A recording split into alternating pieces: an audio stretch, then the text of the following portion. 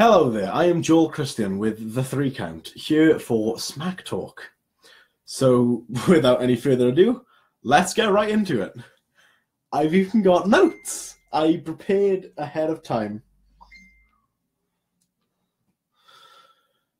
Sorry. Distractions. Let's get right into it. So first of all, to start off the show, we had Shane McMahon coming down to the ring to mediocre reaction.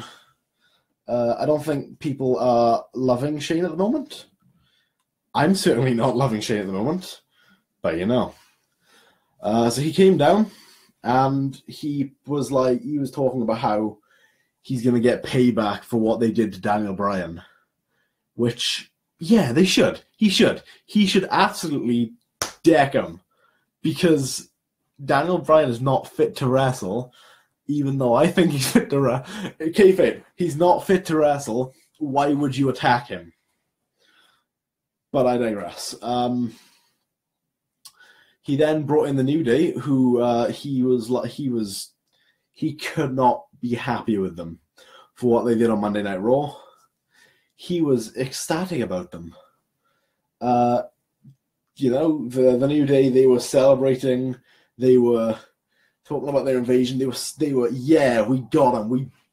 We got him dead to rights. We got him.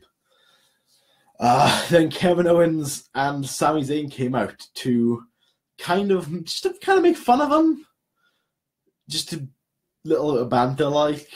Because it wasn't really banter, because I got a feeling that it's going to lead to something worse.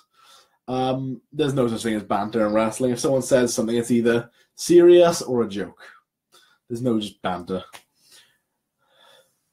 But yeah, so after this, Shane McMahon booked a match between Sami Zayn and Kofi Kingston, and that is what was on next. So let me switch up my notes because I've got them page by page.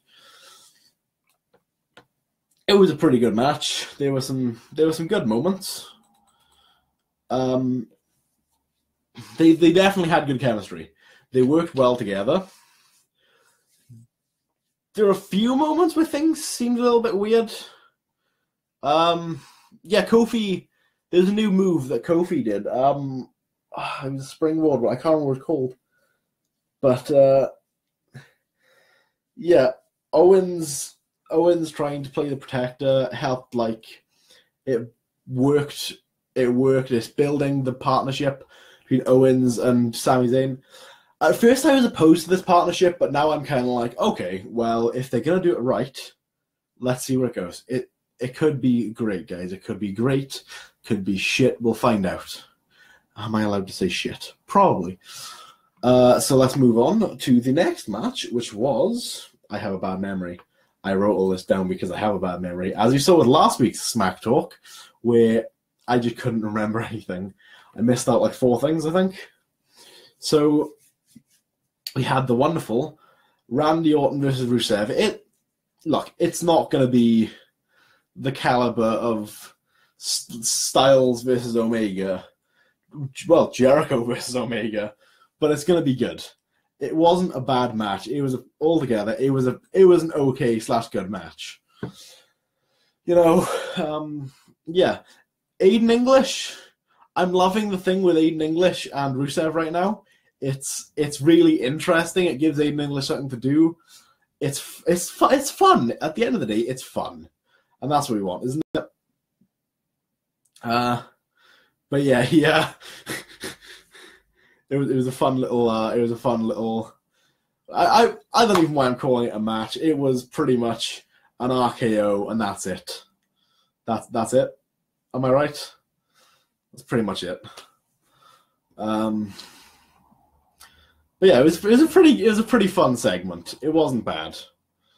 Now the match that was weird tonight, James Ellsworth versus Becky Lynch. This was a weird match. But yeah, so James Ellsworth comes down. He's cocky. He's like, yeah, I'm gonna get you. You're a girl.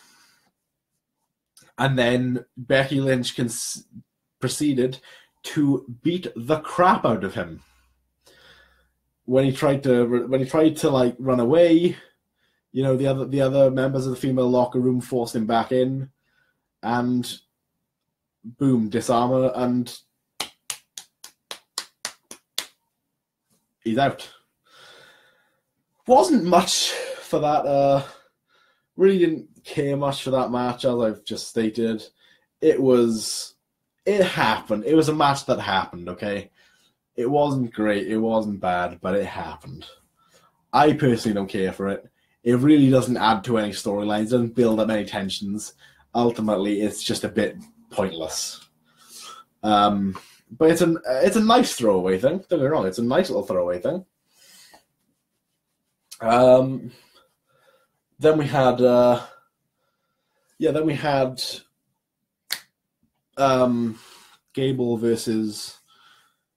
Gable and Benjamin versus the Usos. This could have been an amazing match. This could have been amazing. It did not need to end in a countout. It didn't. It really didn't. Chad Gable and Jason Jordan? Did I say Jordan? Chad Gable and Shelton Benjamin are fantastic performers. They could have put on an absolute masterpiece with the Usos. But we got a nice little countdown win. Usos keep the title, I guess. That's, what else are you going to do? And then we're on the main event. We are on the lovely main event.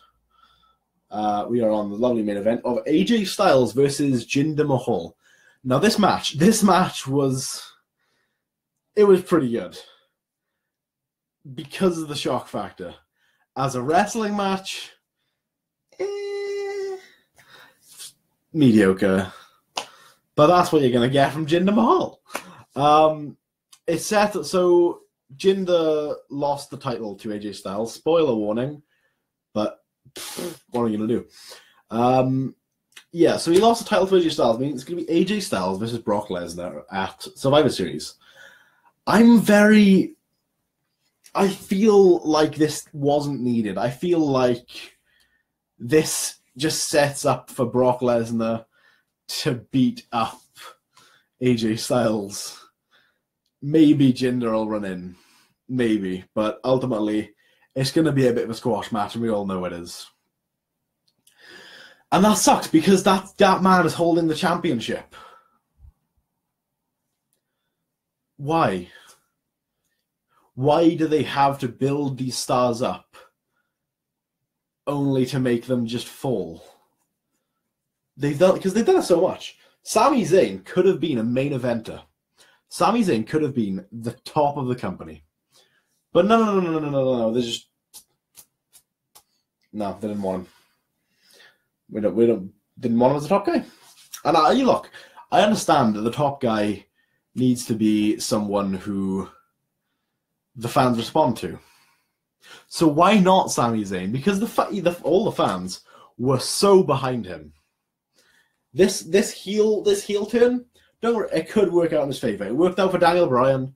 It could work out for Sami Zayn. But I don't think it will. Personally, I think it's doing more harm to Sami than any good. And that is really depressing, because he is such a phenomenal performer. If they kept Kevin heel, kept Sami face, you saw the matches they put on. Every time they went against each other, it was it was something you wanted to see again and again and again and again. But instead, they've put them together on a team. Which, like I said, it could be good. So yeah, we have Brock Lesnar versus AJ Styles at Survivor Series. We have... that's it. John Cena as the 5th member of Team SmackDown. This wasn't announced on SmackDown, I don't believe. I believe it was announced afterwards on a Twitter post. I can't remember. But it's in my notes, so it's somewhere. But yeah, I'm not a huge fan of this decision. I'm really not. I think there were many good guys they could have put on there, but ultimately they're going to do what they're going to do, and what they're going to do is this. So it'll be, let me see if I can get this right. Shinsuke Nakamura, Randy Orton, Shane McMahon. Who am I missing here? Shinsuke Nakamura, John Cena, Randy Orton, Shane McMahon, and the last guy, who I am forgetting. Hang on. I really have forgotten. I'm not just saying that. I really have forgotten who the last member of the other member of Team SmackDown is. That's not good. And then on the other team, we have Kurt Angle, we have Finn Balor, we have Samoa Joe, we have Braun Strowman, and we have, come on, don't fail me now, memory.